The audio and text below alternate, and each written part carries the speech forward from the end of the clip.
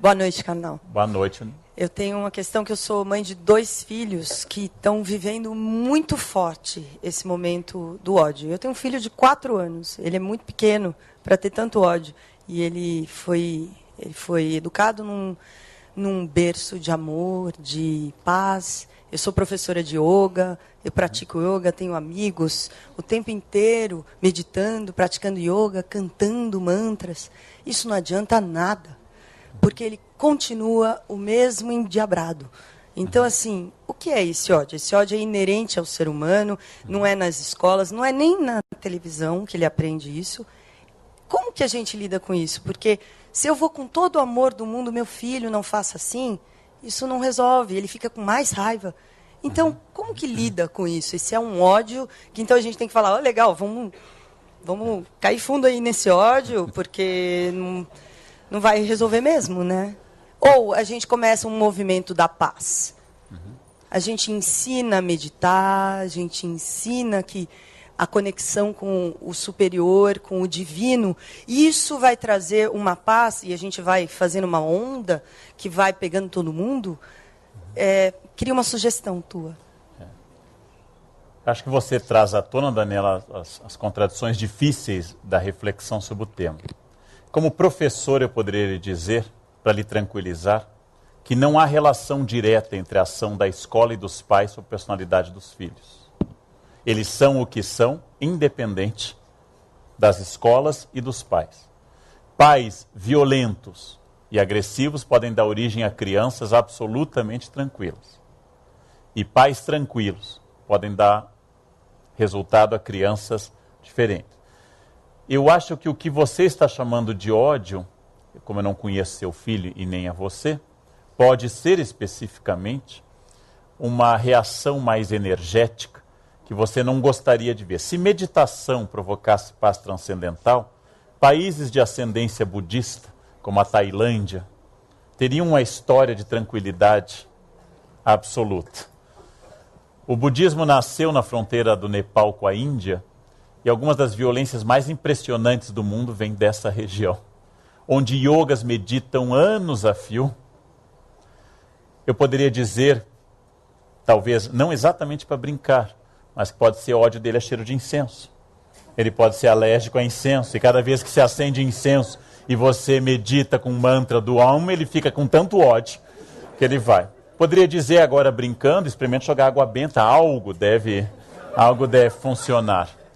Mas nós tendemos a registrar como hiperatividade, dar Ritalina, a todas as crianças que são mais ativas do que nós.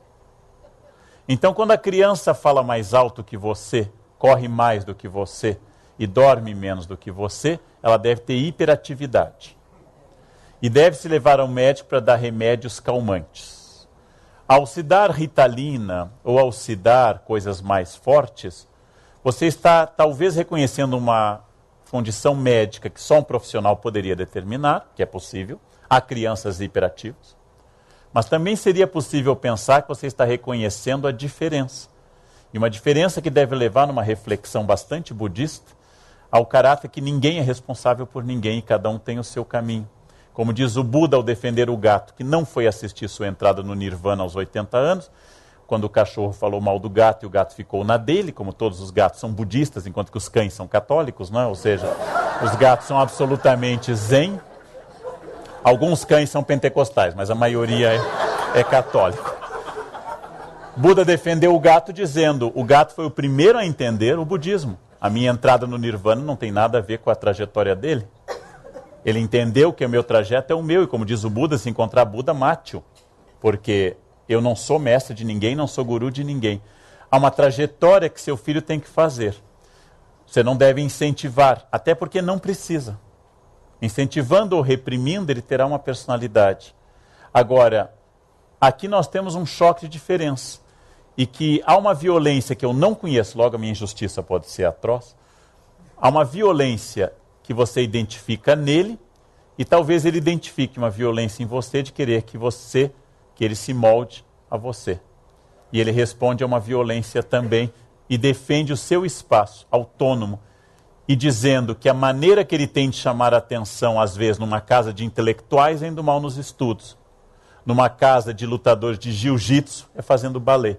E numa casa em que a mãe faz yoga e é uma pessoa tranquila, é dizendo, eu não faço, eu sou absolutamente violento. Ele está dizendo, chame atenção sobre mim, olhe para mim, eu quero ser diferente. Alguma dessas características passa. Eu vou lhe tranquilizar que muitos alunos que eu tive ao longo da minha vida, especialmente adolescentes, eu tive que tirar substâncias proibidas legalmente da mão deles, recriminando não apenas o uso, mas a imbecilidade de fazê-lo no corredor da escola. E alguns desses hoje são advogados respeitáveis em São Paulo, e esse realmente eu não posso dizer o nome.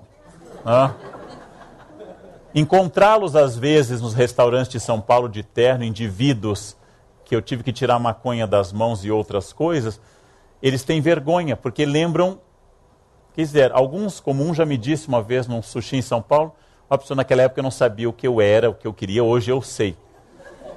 Para ser professor ou para ser mãe ou pai, uma tarefa é a paciência. A paciência de quem planta carvalho e não eucalipto, metáfora do Rubem Alves. A paciência de saber que para ensinar seu filho a escovar os dentes, eu profetizo 15 anos ininterruptos, 4 vezes ao dia de briga. E ele só aprenderá quando passar a beijar. E se você tiver falado ou não, tanto faz. Ele passará a escovar os dentes quando tiver que beijar. Até então, o prazer dele vai ser você exasperado, não escovou os dentes ainda, e falar, mas como? E assim por diante. Esta é a paciência para educar. E a paciência para educar é muito difícil. Talvez a gente tenha inventado a ideia do amor materno, que é uma invenção de uns 300 anos na história. É uma invenção recente na história humana, que as mães devam amar os filhos, e ainda não totalmente difundida, haja vista alguns episódios. A gente tem inventado a ideia do amor materno, como diz a Bedington no seu livro do mito do amor materno, porque é muito difícil amar pessoas apesar delas. E amar pessoas apesar delas, que é a experiência do amor, é muito difícil. Então eu não sei se é a natureza dele ser violento, mas eu acho que pessoas que fizeram muita coisa no mundo, gênios, líderes, provavelmente não forem muito fáceis também. E que provavelmente você tem uma personalidade forte e marcante, que você deve insistir até o último dia, que ela deve respeitar os outros, que o caminho de ouvir é o melhor, que ele não é o único no mundo, e ter uma esperança brutal que essa mensagem seja ouvida. Nem que a última cena seja ele com uma faca e você à noite e ele ao estilo psicose, matando, que nunca vai acontecer naturalmente, mas que deve ser uma luta constante. Porque esta utopia de poder melhorar alguém é que torna possível a educação. Mas como toda utopia, ela só serve para tentar agir no presente. Ela nunca serve para ser um ponto de chegada. Seremos todos derrotados, sempre. Todos os professores e todos os pais seremos derrotados. Mas todos temos consciência que houve alguém querendo fazer algo de bom e querendo modificar. Então eu diria, não pare de tentar, mas não vai dar certo. É só para animá-la neste final.